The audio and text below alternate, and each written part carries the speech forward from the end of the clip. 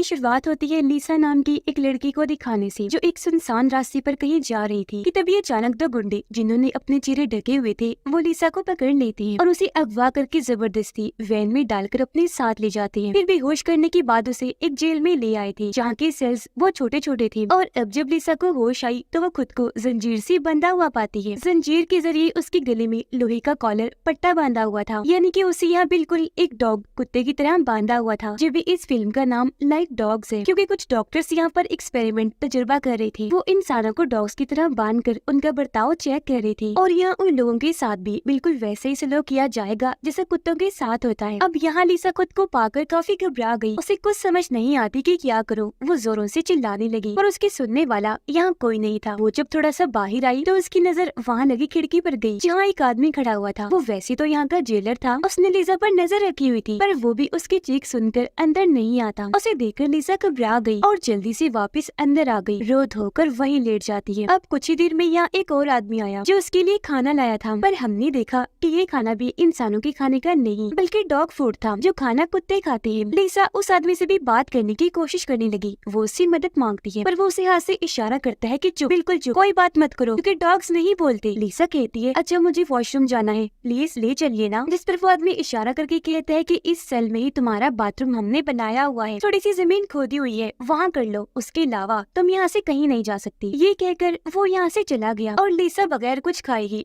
वहाँ बैठी रहती है। तभी वहाँ की लाइट्स ऑफ हो गई और अब लीसा सो जाती है। थोड़ी ही देर में यहाँ एक और आदमी खाना लेकर आया और जब उसने पहली वाली खाने की प्लेट देखी तो वो उसे भी उठाकर वहाँ से ले जाता है और ऐसे ये रात उसे भूखा सोना पड़ा। अगले दिन फिर एक लड़की खाना देने आती है, पर इस बार उसने खाने की प्लेट सेल से काफी दूर रखी थी, पर क्योंकि अब लीसा से भूख बर्दाश्त नहीं हो रही थी तो वो खाना खाने का सोचती है, पर क्योंकि प्लेट दूर थी तो वो पैर से प्लेट को अपनी तरफ करती है और जल्दी जल्दी खाना खाने लगती है जैसे उसने पता नहीं कितने दिनों से खाना नहीं खाया। अब तभी उसे एक आदमी की आवाज आई जिसे भी इसी कमरे की किसी सेल में बांधा हुआ था और वो मदद के लिए चिल्ला रहा था। अब जब वहाँ की लाइट्स बंद हुई तो लीसा प्लेट को जोर जोर से दीवार पर मारना शुरू कर देती है। साथ ही वो चिल्ला भी रही थी, मदद के लिए पुकार रही थी, लेकिन अचानक उसे चक्कर आए और वो बेहोश हो जाती है क्योंकि उन लोगों ने इस खाने में कुछ मिला दिया था। बेहोशी की हालत में लीसा को सपना आया जिसमें वो अपने एक दोस्त के साथ थी और वो दोनों एक साथ वक्त गुजार रहे थे। अगले दिन लीसा को बिल्डिंग से बाहर मैदान जैसी जगह पर छोड़ दिया जाता है और वहाँ ऐलान किया गया कि अब यहाँ लीसा को चलना है। चारों तरफ फेंस लोहे की बाड़ लगी हुई थी। लीसा सोचती है कि मैं फेंस को पार करके उस तरफ जाऊंगी और यहाँ से भाग जाऊंगी, लेकिन अब जैसे वो भागना शुरू करती है अचानक उसके गले का पट्टा अपने आप ही कसने लगता है। वो जैसे तैसे फेंस के पास आ गई और अब उसने जैसे फेंस को हाथ लगाया उसमें करंट था जो जोर से लीसा को लग जाता है और वो वहीं गिरकर बेहोश हो जाती है। अगले दिन जब उसे होश आई तो वो खुद को दोबारा अपने सेल में बंधा हुआ पाती है। उसके साथ इस कदर डॉग्स वाला सलूक किया जा रहा था कि ये तो उसे डॉग की तरह ही नहला रही थी। अब लीसा को फिर से कमरे में किसी आदमी की आवाज आई। अब पता चलता है कि वो लीसा के साथ वाले सेल में बंधा हुआ है जिसका नाम एडम है। उसे भी लीसा की तरह अगवा करके यहाँ कैद करके रखा गया था। उसके साथ भी डॉग जैसा ही बर्ताव किया जा रहा था। एडम अब लीसा को कहता है कि मैं यहाँ से निकलने का प्लान बना रहा हूँ जिसके बारे में दिन रात में सोच रहा हूँ। उनकी ये बातें चल ही रही थी कि तभी एक आदमी खाना लेकर आता है और कुत्तों की तरह इनके सामने रख के चला गया। एडम लीसा को खाना खाने से मना करने लगा और कहता है कि मत खाना क्योंकि इन लोगों ने खाने में नशा मिलाया हुआ है जिस वजह से या हम बेहोश हो जाते हैं या हमारा दिमाग ठिकाने पर नहीं रहता, हम उल्टी उल्टी हरकतें करते हैं। ये सुनकर लीसा कहती है भाई जो भी है खाना तो खाना ही पड़ेगा वरना तो ऐसे हम भूखे मर जाएंगे। जो कहकर वो खाना खाने लगी, पर क्योंकि एडम नहीं खा रहा था इसीलिए एक आदमी करंट वाली रॉड लेकर आता है और दोनों को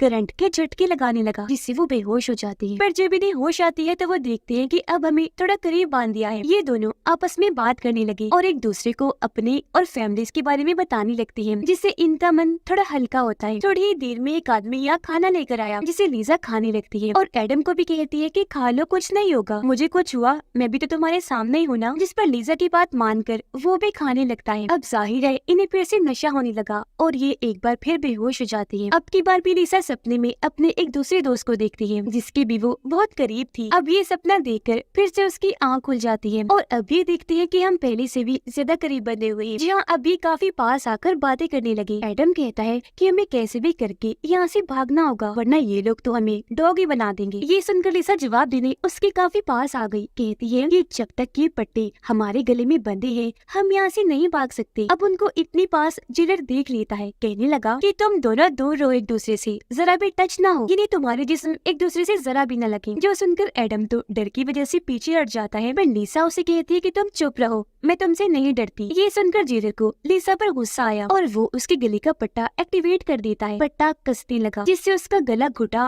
और वो फिर से बेहोश हो जाती है। थोड़ी ही देर में लीसा को होश आ गई, जिसके बाद एक लड़की इन्हें यहाँ खाना देने आई। वो रोड से जैसे खाना इनकी तरफ करती है, एडम उस रोड को पकड़ के लड़की को अपनी तरफ करता है, उसे नीचे गिराकर प्लेट से सर पर वार करता है, जिससे वो वहीं बेहोश हो गई। वो लड़की के पास से चाबियां लेकर अपने और लीसा के पट्टे को खोल लेता है, जिसके बाद वो लीसा को कहता है कि उठो चलो यहाँ से भागते हैं। जो सुनकर वो कहती है कि ऐसा मुमकिन नहीं, हम यहाँ से नहीं भाग सकते क्योंकि हर तरफ कैमरास लगे हुए हैं। जिस पर एडम उसकी बात ना मानकर कहता है कि कुछ नहीं होगा, चलो मेरे साथ। और अब वो जैसे लीसा को अपने साथ ले जाने लगा, लीसा उसके सर पर प्लेट से हमला कर देती है, जिससे वो बेहोश हो गया। जो करने के बाद वो कैमरास के जरिए अपना कोड वर्ड बोलती है ताकि बाकियों को समझ आ जाए। कहती है पाइनएप्पल पिज़्ज़ा। जो सुनकर कुछ डॉक्टर्स यहाँ पर आ गए, जिससे हम ये जान पाते हैं कि असल में लीसा भी एक डॉक्टर ही है जो इस एक्सपेरिमेंट में उनके साथ मिली हुई है। लीसा के दो और साथी भी यहाँ आ जाते हैं, जिनमें से एक सर्जन था और एक लड़की डॉक्टर जो लीसा की दोस्त थी। अब लीसा सर्जन से पूछती है कि तुम आखिर खाने में क्या मिला रहे थे जो मुझे इतने अजीबोगरीब सपने आया करते थे। जिस पर वो कहता है कि कुछ भी नहीं, मैं तो हमेशा की तरह बस बेहोशी की दवाई ही मिला रहा था। अब उसकी बातों से साफ लग रहा था कि वो झूठ बोल रहा है। फिर लीसा कहती है अच्छा छोड़ो इन बातों को और सबसे पहले फैंस का करंट बंद करो, क्योंकि इतनी जोर से मुझे वो लगा था, फौरन बंद करो ताकि मैं अपने मकसद को हासिल कर सकूं। अब यहाँ हमें ये भी पता चला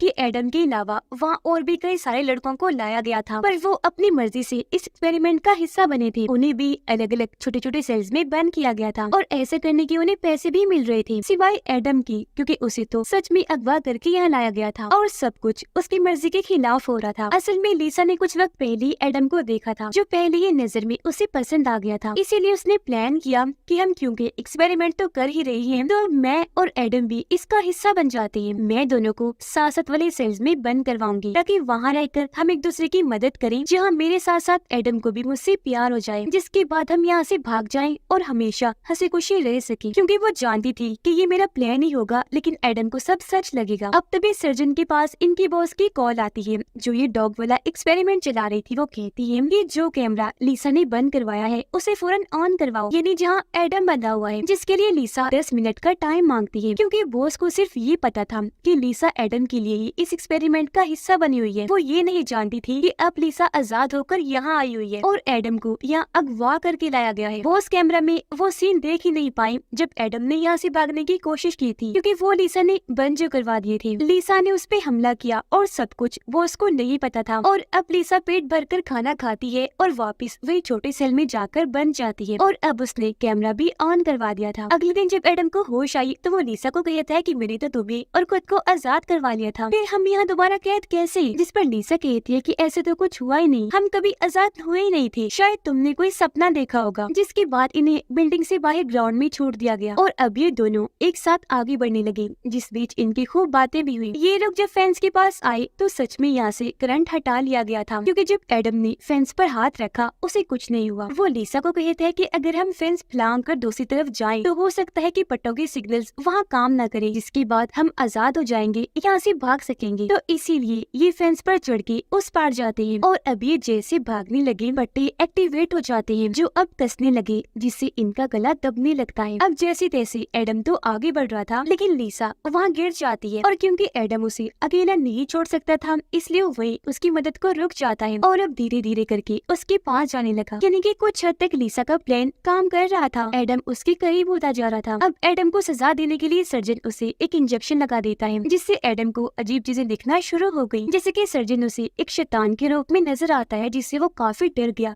जोरों से चिल्लाने लगता है। अब सर्जन लीसा के साथ भी ऐसा ही करता है, उसे भी ये इंजेक्शन लगा देता है, जहाँ वो हमेशा की तरह सपनों में खो जाती है और इस बार खुद को अपने एक और दोस्त के साथ पाती है। उधर लीसा के डॉक्टर दोस्त देखती है कि लीसा और एडम के सेल्स के पास जो कैमरास है वो सारे बंद कर दिए गए हैं। ये देखकर उसे सर्जन पर शक हुआ कि या तो वो उन्हें कोई नशा दे रहा है या फिर उनके साथ कुछ कर रहा है, इसलिए वो गार्ड्स को लेकर उस तरफ चेक करने गई। देखती है कि लीसा और एडम ऑपरेशन रूम में है पर अजीब हालत में, जिन्हें वो वापस उनके सेल्स में छोड़कर आती है। और अब उसने कैमरास भी ऑन करवा दिए थे। अब जब सर्जन वापस आया तो कैमरास को ऑन, और ये देखकर काफी दंग रह गया कि लीसा और एडम अपने सेल्स में हैं, और वो इस बारे में सवाल करने लगा। उसकी इस बात पर लीसा की दोस्त का शक यकीन में बदल गया, और वो ये सब कुछ अपने बॉस को बता देती है, जो सुनकर थोड़ी ही देर में बॉस यहाँ आई और कहती है कि फिलहाल ये एक्सपेरिमेंट बंद कर दो, क्योंकि अगर किसी को कुछ हो गया या नशे की वजह से किसी की जान चली गई तो हम सब जेल में चले जाएंगे। जिसके बाद वो लीसा के पास गई और कहती है कि मुझे पता है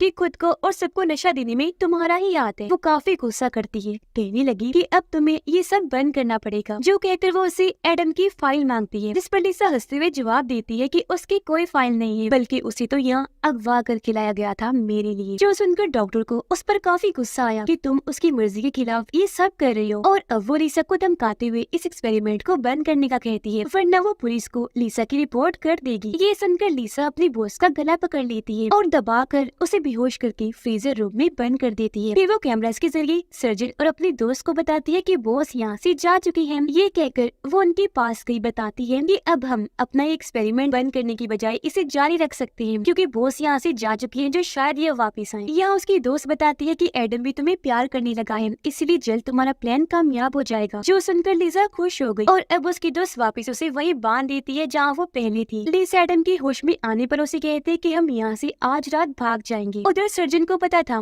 कि लीसा ने बॉस को फ्रीजर रूम में बंद कर दिया है, इसीलिए ये उसे वहाँ जाकर चेक करता है, जहाँ वो जमती जा रही थी और उसकी हालत काफी बुरी थी। वो बेचारी सर्जन से मदद मांगती है, पर ये बजाय उसकी मदद करने की उस पर भारी संदूक गिरा देता है, जिससे उसका सर कुचला गया और ऐसी उसकी दर्दनाक मौत हो जाती है। लीसा की दोस्त कब से सर्जन का पीछा कर रही थी, उसे शक था कि वो कोई गलत काम कर रहा है। उधर लीसा एडम के साथ बैठी बातें कर रही थी और उसे अपने प्यार में फंसाने की और कोशिश कर रही थी कि तभी अचानक यहाँ लाइट्स बंद हो जाती है, क्योंकि लीसा की दोस्त ने मेन स्विच बंद कर दिया था। और अब जब वो फ्रीजर रूम में गई तो वहाँ बॉस की लाश देखकर काफी डर जाती है। वो जोरों से चिल्लाने लगी, क्योंकि लाश की हालत ही इतनी बुरी थी। तब भी यहाँ सर्जन आकर उसके मुंह पर हाथ रख के चुप करवा देता है, कहने लगा कि शांत हो जाओ और ये सब मैंने नहीं लीसा ने किया है। जो कहकर वो उसे भी इंजेक्शन लगाकर बेहोश कर देता है। उधर लीसा के पास पहले ही चाबियां थी, जिनसे वो अपने और एडम के पट्टे की लॉक तो खोल देती है और जल्दी से यहाँ से भागने का कहती है। एडम उससे पूछता है कि तुम्हारे पास ये चाबियां कैसी आई, जिस पर लीसा उसे चुप करवा देती है और यहाँ से लेकर भागने लगी। पर उन्हें कैमरास के जरिए सर्जन देख लेता है। वो इनके गले की पट्टी फिर से लॉक करके एक्टिवेट कर देता है, जिससे वो कसने लगे और ये दोनों वहीं गिरकर बेहोश हो जाते हैं। जो करने के बाद सर्जन एडम और लीसा की दोस्त को एक दूसरे के आमने सामने बांध देता है। होश में आने पर एडम उससे लीसा के बारे में पूछता है कि वो कहाँ है, जिस पर वो उसे लीसा की और उन लोगों की सारी सच्चाई बता देती है कि हम यहाँ इंसानों पर जानवरों की तरह एक्सपेरिमेंट करते हैं और इसमें लीसा भी हमारे साथ मिली हुई है। वो तुम्हें पसंद करती थी, इसीलिए उसने तुम्हें भी अगवा करके इस एक्सपेरिमेंट का हिस्सा बनवाया, ताकि तुम और वो यहाँ साथ रहें और तुम्हें उससे प्यार हो जाए। ये सुनकर एडम हैरत में कहता है कि क्या बोले जा रही हो, तुम्हारा दिमाग तो ठीक है और मुझे इन बातों पर यकीन नहीं। जिस पर अब लीसा की दोस्तों से वो वक्त याद करवाती है जब एडम ने उन दोनों को आजाद कर लिया था, लेकिन लीसा ने उस पर प्लेट से वार करके बेहोश कर दिया था। अब ये सुनकर एडम को यकीन हो गया और अब से वो लीसा से नफरत करने लगता है। कैमरा के जरिए सब कुछ लीसा देख रही थी। वो घबरा गई क्योंकि कुछ कर नहीं सकती थी। वजह ये थी कि उसे भी सर्जन ने अलग ही बांधा हुआ था। लीसा उसे कहती है कि मुझे अभी के अभी एडम से मिलना है, पर वहाँ ले जाने से पहले सर्जन उसे एक ऐसे कमरे में लेकर गया जहाँ अलग अलग सेल्स में बहुत सारे लड़कों को बांधा गया था, जो सारे के सारे लीसा के ही दोस्त थे। तो अब यहाँ हमें पता चला कि असल में लीसा एक साइको पागल लड़की है, जो लड़कों को अलग अलग नाम बदल बदल कर अपने प्यार के जाल में फंसाया करती थी। और अब उसे एडम पसंद आ गया था, जिसको भी बाकी लड़कों के साथ उसने यहाँ लाकर कैद कर दिया एक्सपेरिमेंट का हिस्सा बनाने के लिए, क्योंकि वो साइको है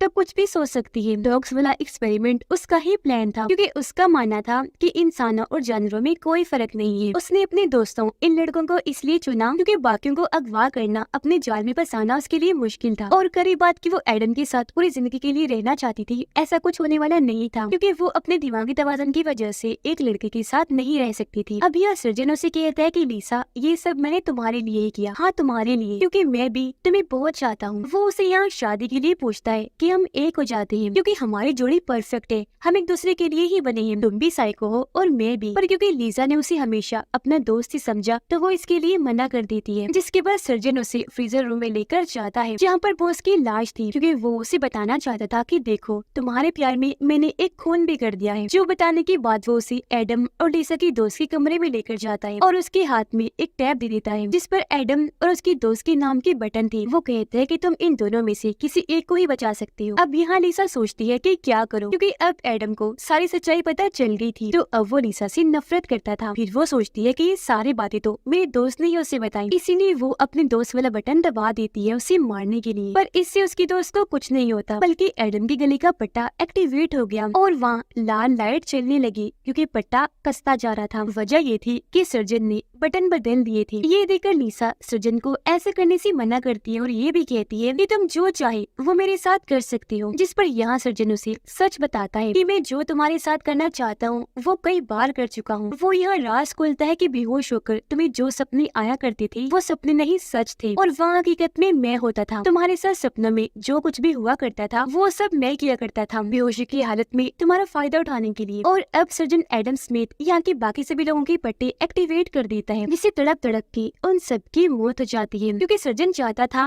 कि मैं यहाँ से सारे सबूत मिटा दूं और बाद में मैं और लिसा यहाँ से निकल जाए नई जिंदगी बसाने के लिए। पर अब यहाँ लिसा अपना ही पट्टा एक्टिवेट कर देती है अपनी जान लेने के लिए, लेकिन ये देखकर सर्जन उसका पट्टा खोल देता है। तब लिसा बेहोश होती की एक्टिंग करती है। ये देखकर सर्जन जैसे सांस देने उसके पास आया वो उसके चेहरे पर ही काट लेती है और अब अपने दोस्त के साथ यहाँ से भाग गई। ये दोनों अलग अलग जगह पर जाकर छुप गई, पर सर्जन ने लिसा को देख लिया था और क्योंकि अब उस पर गुस्सा था इसलिए वो उसे रॉड से करंट लगाकर मारने की कोशिश करता है, लेकिन लिसा उसे टांग मारकर यहाँ से भाग जाती है। वो एक कमरे में आकर छुप गई, पर तभी यहाँ सर्जन भी आ गया जो उसे पकड़ लेता है। वो उसका गला दबाने लगा जान से मारने के लिए, पर यहाँ लिसा की दोस्त भी छुपी हुई थी। वो उसके चेहरे पर एक हथियार से हमला कर देती है, जिससे वो जख्मी होकर वहीं बेहोश हो जाता है। उसे जब होश आई तो लिसा उसके गले में पट्टा बांध देती है और उसे एक्टिवेट करके बड़ी बेरहमी से उसकी जान ले लेती है। अब यह लिसा की दोस्त को लग रहा था कि सब ठीक हो गया, पर उसी हथियार से लिसा अपने दोस्त के चेहरे पर भी वार करती है, क्योंकि उसे अपना बदला लेना था कि उसने एडम को सब कुछ सच क्यों बताया। वो यहाँ कोई सबूत भी नहीं छोड़ना चाहती थी, जिसके बाद वो अपना हुलिया अपने दोस्त जैसा बना लेती है, यानी कि उसका चश्मा लगा लेती है, उसके कपड़े पहन लेती है और ऐसे ही बाहर निकल गई, क्योंकि बाहर उसके दोस्त को कोई नहीं जानता था और उसने इस पूरी जगह को भी आग लगा दी थी। जिसके बाद लिसा अपने पागलपन में यहाँ से आगे बढ़ती रही। उसके चेहरे पर एक शैतानी मुस्कुराहट थी और अब वो ऐसी पता नहीं और कितने लोगों को बर्बाद करेगी अपने पागलपन में और एक्सपेरिमेंट्स कर करके। और इसी के साथ ये फिल्म इधर ही खत्म हो जाती है।